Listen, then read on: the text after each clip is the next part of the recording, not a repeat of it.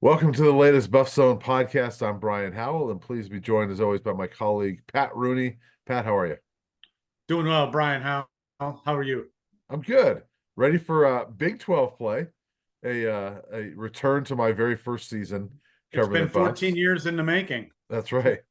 My first season covering the Buffs was their last season in the Big 12, and so here we are again, back in the Big 12, and um, you know we want to get to offense, defense, things like that. But real quick, I mean, the Buffs finished non-conference play 2-1. I think that's kind of what I projected them to be.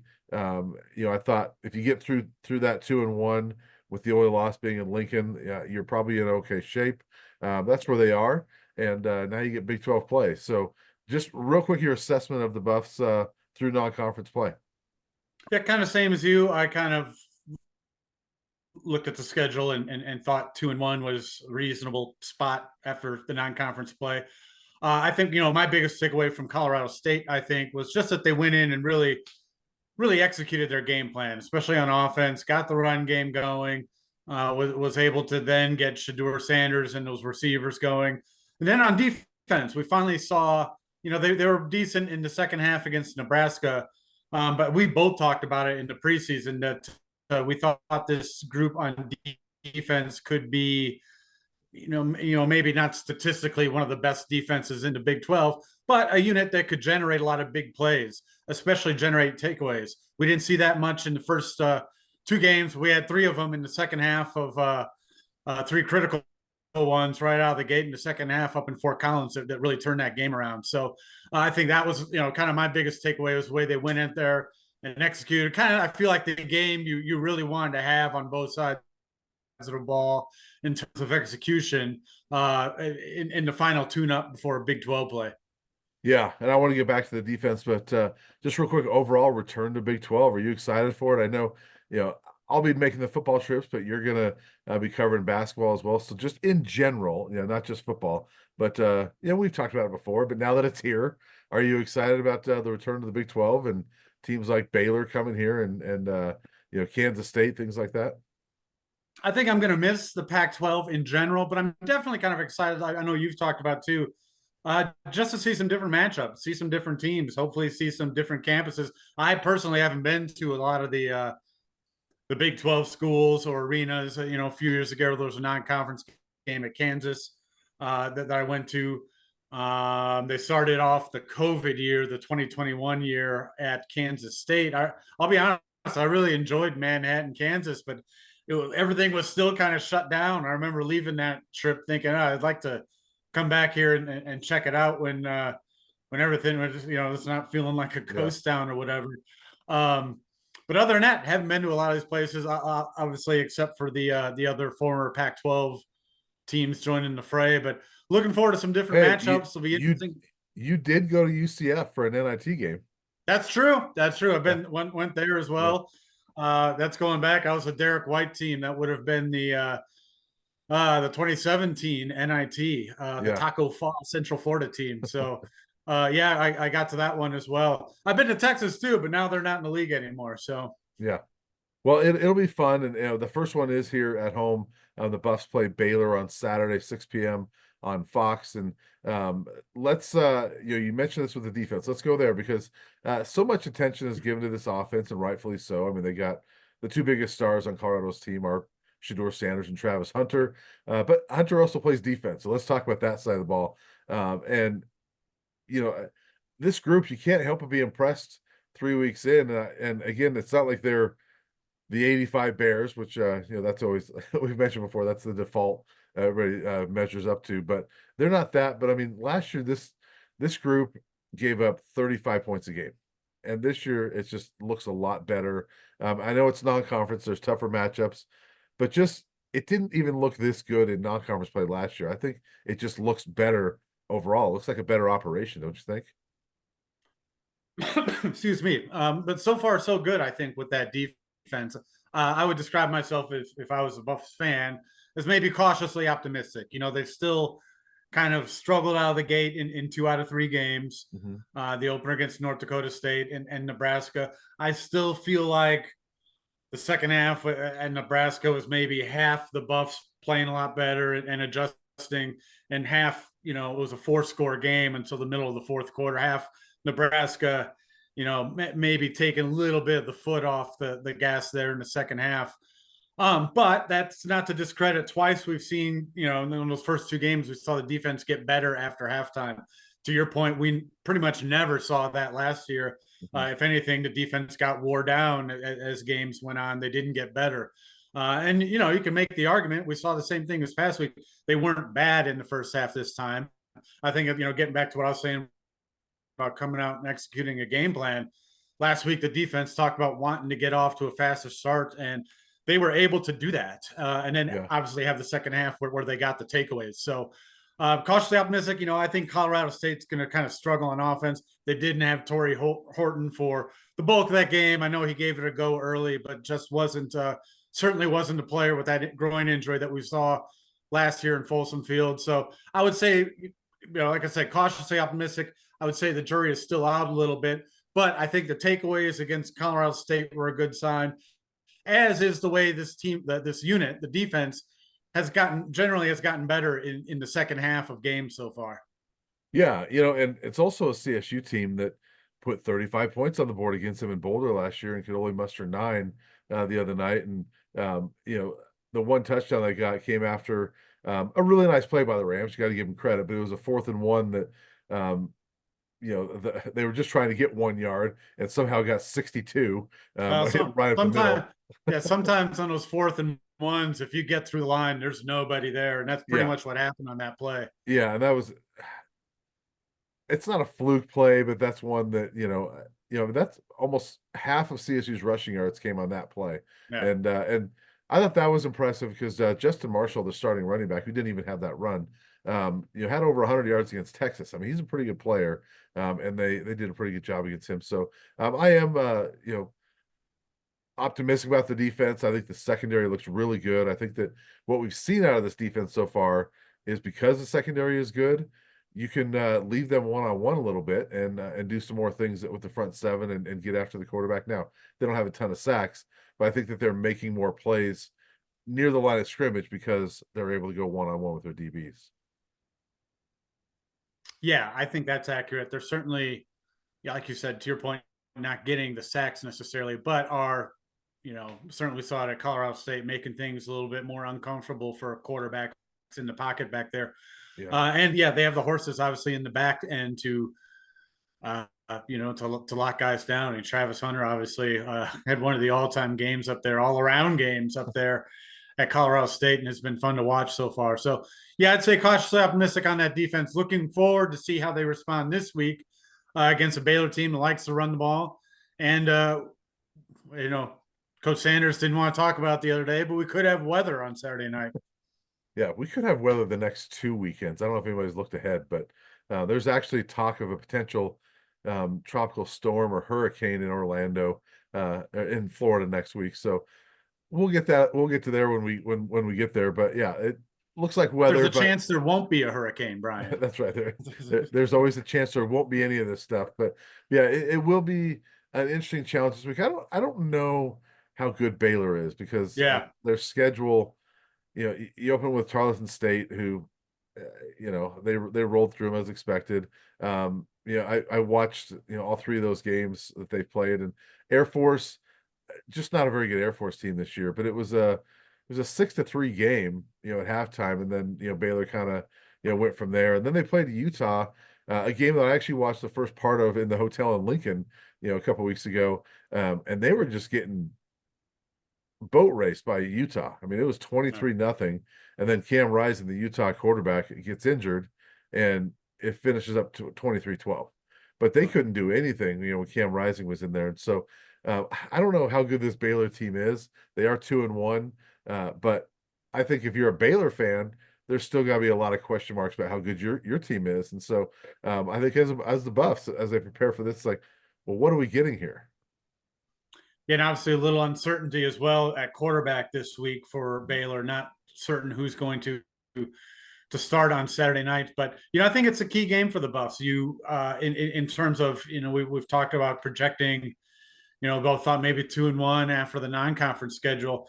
Any kind of bowl projection you have with this team, And certainly I said 6-6, but kind of generally chalked up Baylor in the win column for any of those projections, right? If Yeah, this is kind of a game, if you want to take that next step as a team this year, this is a game you kind of have to go out and get yeah, and get things started in conference play. So, it's going to be a challenge on the Buffs. Come out sharp. I think a lot of the same mindset that they had last week, especially on defense. I think a fast start on defense, and this could be a good night for the Buffaloes. If they come out and struggle out of the gate like we saw in the first couple games, and Baylor gets a little confidence going, then you're maybe in for a dogfight for the duration of the game. So I think you always want a fast start. I get that, but I think last week similar to Colorado State last week, that defense, if they can come out of the gate and get a couple stops, I think that's going to be critical for the whole way the game unfolds. yeah. And I agree with all that. And yes, there were a few games when I looked at the schedule. I didn't see any sure wins, but there were some that I looked at and said you have to get that one, and this is one. And Yeah. Baylor, look, they're 2-10 their last 12 conference games, and so they struggled. Dave Aranda, the head coach, is on the hot seat, especially if they don't get to a bowl game this year. Starting at quarterback, they've had two different guys, like you mentioned. DeQuan Finn came over from Toledo, highly productive player at Toledo. In fact, he was first team all conference in the MAC last year. Spent 5 years there, threw for like over 7,000 yards, ran for 1,800 yards. Really good player. Looked good at times in the first couple of games, but then got banged up against Utah. And then Sawyer Robertson came in last week and started. He made a couple of starts, I think 4 starts last year for them, and he looked okay. He's more of a pocket passer, doesn't run the ball very much, but it'll be interesting to see who they get. There's certainly a different offense with DeQuan Finn because he can run the ball, but they still do a lot of the RPOs, just more handoffs with Sawyer Robertson. So it's going to be interesting in that regard. And you're right, defensively, it's this team's got to get up to a good start. They got to stop the run. Baylor does like to run the football, and they have a couple guys like Dawson Pendergrass is a super hard runner. Just watching him, I was impressed with him. So they got some matchups that they got to win for sure, and running back is one of them. Kind of along those lines, but on the other side of the ball, feels like a game where maybe the Buffs can get that run game going again as Mm-hmm. well. At least establishing, the caveat we always throw out there. I don't think any of us are expecting them to be a balanced 50-50 team or, to run for 200 yards a game. But I think what we've all been kind of wanting to see is what we saw last week at Colorado State, a couple effective runners, Yeah, something to keep the defenses off balance and productive. I mean, over 100 yards on the ground against Colorado State. You do that with what you assume is going to be a prolific passing attack throughout the season, and you're going to be a tough out pretty much any game that you play. The weather notwithstanding, this feels like another game that the Buffs might be able to get some yards on the ground. Air Force ran for almost 160. Obviously, it's kind of what Air Force does, and they weren't able to get in the end zone though against Baylor. Obviously, the Buffs bring an actual passing threat to the equation there. And yeah. as you noted, Cam Rising in Utah was having a great day against that defense until Cam Rising got hurt. So you feel like it should be another good day for the offense. And, especially if the conditions deteriorate, you'd like to see that running game make a mark once again. Yeah, Baylor right now is the number one passing defense in the country. They're allowing only 75.7 yards per game. I'm gonna guess that Shedeur Sanders throws for more than that. they Yeah, and some of those I still take with a grain of salt. I mean, with Tarleton State and well, that's my Air point. Force, Yeah, yeah, yeah. and I then mean, half a game of Cam Rising. right. That's the Yeah, thing. That's my point. Is that don't look at the numbers there because Air yeah, Force threw the ball 8 times. Tarleton State, is a pass or a run first RPO type team, and didn't throw the ball a whole lot. And then Cam Rising, he had one half of him, and he threw 2 touchdown passes, only 92 yeah. yards. He was 8 of 14, 92, but in one half, a couple of touchdowns. And so really what they faced is an FCS team, an Air Force team that doesn't throw, and half of a Utah game where they have the backup quarterback. So yeah, I'm not gonna laud this Baylor defense as amazing against the pass. They've given up, let's see, 227 yards total through the air. Let's set that the over under. Does Shador go over or under 227? Well, over. I think the question is whether that happens before halftime or not, right? Right, right, yeah.